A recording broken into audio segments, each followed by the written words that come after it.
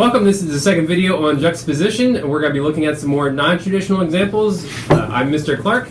I'm Mr. Lehman. I'm Miss Cabico. And this is by Charles Demuth from Lancaster. This is one of his most famous pieces. My argument here is this is what he's juxtaposing. He's juxtaposing what's depicted here in the image, which is a silo in Lancaster here. This would be considered to be representational of new building and progress and technology that's sort of emerging. And he titled this piece, My Egypt. And so I think that is the thing that I'm calling attention to, is how much a title can really change the impact of how we are supposed to be viewing this.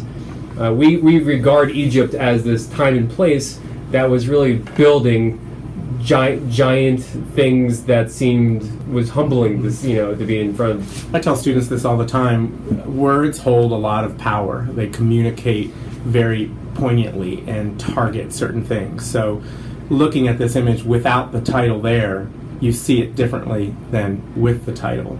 So juxtaposition alone is dependent on the viewer and their perspective, their past, their experiences, and what they're bringing to the table, to the conversation. So the very juxtaposition that you are mentioning here, the fact that this is his Egypt, his past and present, or his reference, is a powerful insight into the larger picture of juxtapositioning. The way that you can reference so much material just in the title alone, I think, is interesting, and I always encourage my students to spend some time thinking about titles, because it's something that we don't do. We don't spend enough time developing titles and thinking how that can play and how it can be as important to the artwork as the artwork itself. And when you consider the title and how it can change things. But I think that what he did with My Egypt, he's juxtaposing time, so those two contexts, and I think that he probably, when he was creating that was very personal to his process and why he decided to do that. It gives us an insight, a perspective that we would not have had, as I've said before. He's opening a door here, not closing it. If this piece had no title, for example, I would get the idea that the artist wants me to look at the formal qualities of the design, and that is the emphasis of this entire piece. And by giving it a title such as My Egypt, I'm immediately going to start looking for the content of it, how everything relates to each other. Demuth is interesting because he was doing that with the stuff here in Lancaster, and his contemporaries, like let's say Georgia O'Keeffe, she was looking at high-rise buildings, or Charles Shearer was looking at very large-scale industrial things happening in New York, or Paul Strand was photographing things from that time too, using these giant cities. Charles Demuth here is taking a silo in a pretty rural town at the time, Lancaster.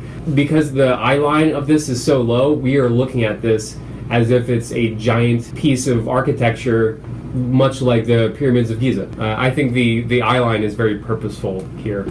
This is a piece by Barbara Kruger. This is officially untitled. She's juxtaposing the image, which she did not photograph. She worked as a graphic designer for a lot of years and worked with a lot of photos, and she appropriated photos. She took photos that were already in existence, and she presented them in a different context, mainly just by juxtaposing them with text. And so we are viewing this image very differently because of the text. Seeing some of your work, Ms. Gay, was Barbara Kruger an influence for you, or do you identify with any of her work? Yeah, I do. I think what she means by your body as a battleground, basically what that means is that at the time, businesses, companies were creating things that women would buy to make themselves look better for the public. Whatever they could convince women to buy was what they made. That's why their body becomes the battleground, all for money. I don't know if that has anything to do with race because the one side's inverted, or if it has anything to do with just about the outsides being on the insides with the swap of color, or the inversion of the values. Basically, the battleground is on the surface of the skin, whereas perhaps the battle that women are fighting is somewhere on the inside. How much should we care about this? How much how much do we have to buy into this system in order to make progress? How much can we not care about? That kind of thing. And she also dealt directly with consumerism because she was working in advertisement. Obviously, hearing you speak about it from a woman's point of view, from an artist who has embraced feminist issues at times, you're looking at it in a way that I might not go to first. I would get there eventually, but I definitely looked at the yin and the yang, the black and the white, the inside and the outside as the dominant message that was conveyed to me when I first began to look at it. But then hearing about Barbara Kruger's background, hearing where she was coming from, where she was getting those photos, and a female perspective, it offers a lot more insight from a broader scope. I just think it's interesting too is that she's able to take these very mundane images and present us very little text, and we're getting a lot of insights. There's a lot of open-endedness. There's a lot of intriguing conversations one can have with themselves trying to interpret these pieces.